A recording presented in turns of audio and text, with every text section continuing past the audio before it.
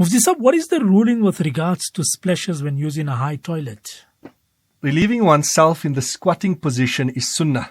Therefore, one should use an eastern toilet.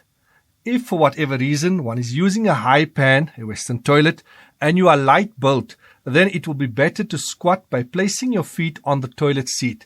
It's important to ensure that one cleans the seat after doing this to avoid inconveniencing others. However, if you are heavy in build and unable to squat on a high pan, then after ensuring the toilet seat is clean, you may sit on the toilet seat. Take care to avoid the splashes of water or urine touching your body by placing some tissue in the water of the pan and pouring water slowly when making istinja. If splashes of impure water touch the body, it should be washed off.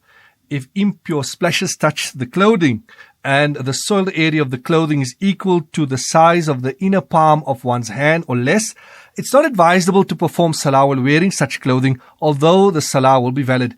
If the soiled area is more than the size of the inner palm of one's hand, then one cannot perform salah without washing or changing the clothing.